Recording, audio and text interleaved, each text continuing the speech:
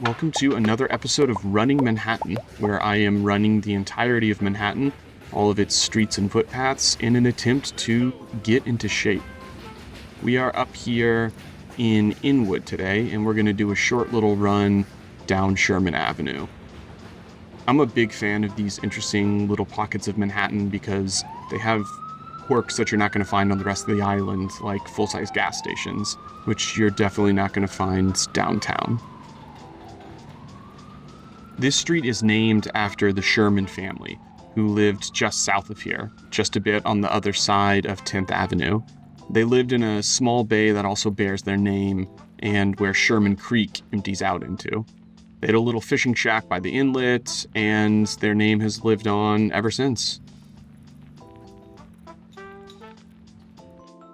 So this neighborhood really emerged in the beginning decades of the 1900s. Before that, it was really just rural farms and estates.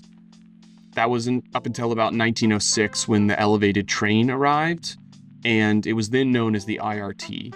And when the train arrived, they started to parcel up the land and make a decidedly working-class neighborhood. These buildings were all built in the first decades of the 1900s, and by and large, the neighborhood has maintained the same character. It's still very much a working-class neighborhood. Historically, it was mostly Irish with a little bit of Jewish and some other ethnic groups mixed in. This neighborhood was famous for its Irish pubs. They say that there was more than 100 of them between Dykeman and the top of the island at one point. There was a lot along Sherman Avenue. The neighborhood is now Dominican, so still very working class, but Dominican, so people from another island nation.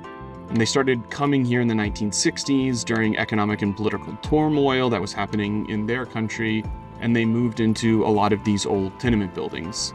This neighborhood has the highest concentration of Dominicans of anywhere in the city, and Dominicans are now the number one immigrant group in New York, and this is the most Dominican neighborhood.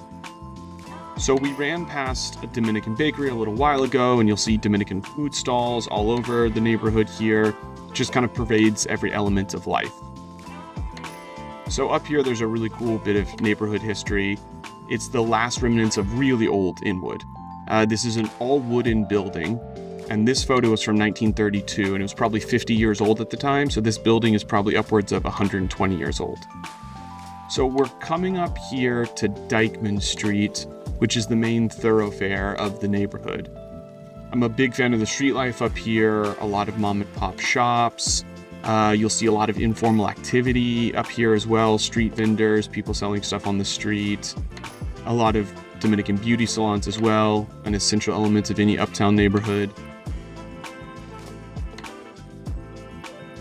Some gentlemen playing dominoes, classic sight in the neighborhood.